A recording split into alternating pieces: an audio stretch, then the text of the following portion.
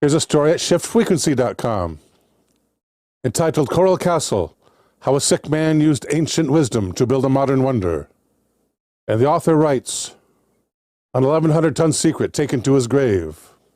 Born in 1887 in Stamarina Parish, Livonia, Leedskalnin was known for two things, Coral Castle and his fascination with magnetism. In fact, as a student of magnetism, he applied his knowledge to understanding how ancient civilizations were able to build megalithic structures, such as Stonehenge and, of course, the pyramids of the Giza Plateau. Leedskalnin was diagnosed with terminal tuberculosis shortly after the turn of the 20th century, but he spontaneously healed, stating that magnets had some effect on his disease. He moved to Florida in 1919, where he began constructing the massive coral monument he called Rock Gate Park.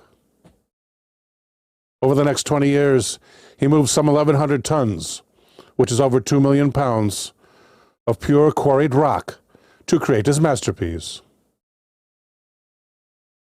He worked on Rock Gate Park until his death at the age of 64, taking the secret of its construction with him to the grave.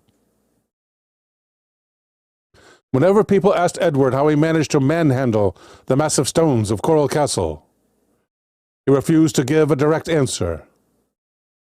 Instead, he would simply reply that he understood the laws of weights and physics. Quote, I know the secrets of the people who built the pyramids, end quote, he would say, without disclosing exactly what those secrets might be.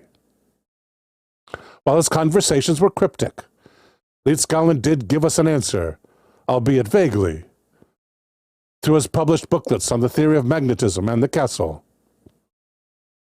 Today, most of these papers are long out of print, although excerpts are found throughout the web, and Magnetic Current, one of his booklets, can be found at Leedskalnin.com. Working only at night, and only when he was certain no one was watching, Leedskalnin managed to keep the secret of how he lifted massive blocks single-handedly. What he did say leaves us with more questions than answers. He claimed, for example, that he could actually see beads of light on physical objects. These beads, according to Leedskalnin, were the physical manifestation of nature's magnetic energy. But he did not just claim to see the magnetic energy.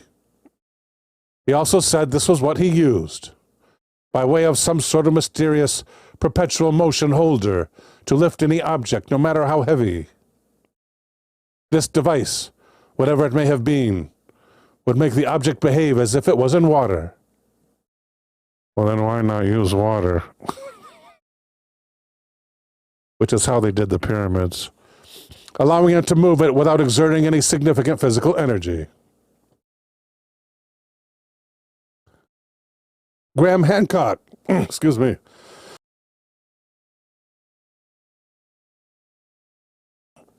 Graham Hancock, one of today's most outspoken and respected thought leaders in the field of ancient mysteries, provides us with some insight on exactly how Leedskalnin may have shaped the rocks to form the castle. With his insights about Egypt's pyramids, Hancock speculated that Egypt's pyramid builders may have used a form of heated copper. Heated copper to bend the shape of the massive stone blocks before placing them. Could this have been the same or similar method used by Leedskalnin? And instead of copper rods, might he have used or activated copper already contained within the rock in the form of raw copper ore? Fast forward to the year 2011. Michigan resident Wally Wellington spent 40 years as a construction worker before moving single-handedly many of his own massive stones. Wellington claims to have cracked the code of Edward's mystery. Wellington had been fascinated with how Stonehenge, the pyramids, and Coral Castle had been built. After retiring, he dedicated most of his waking hours to unlocking the secret that allowed Leedskalnin to single-handedly build Coral Castle. His goal was to replicate the process exactly in order to build a miniature Stonehenge in his garden. Starting out small, Wellington decided to move slabs of rock with his mechanism, then a barn, and kept going bigger and heavier until he went for a ton of pure-cut rock.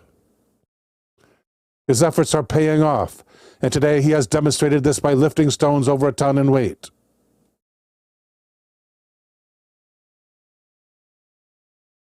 While the mystery of how Edward moved massive-sized rocks from quarry to castle remains, even though he was a somewhat sickly and undernourished man. There is one final clue that gives, I don't know if he was undernourished. He was 5 foot and 100 pounds, and he probably worked all day long on his castle, so. There are rumors surrounding Coral Castle of Leedskalnin singing to the stones at night, as he would secretly levitate them. Several children were also said to have seen him use ice cream cones to make rocks float into place. While the notion of ice cream cones may seem ridiculous, Michael Tellinger, an expert on South Africa's mysterious Adam's calendar, has put together a hypothesis that may support these rumors. Tellinger argues convincingly for the use of sound technology among ancient people as a means of levitating megalithic rocks into place.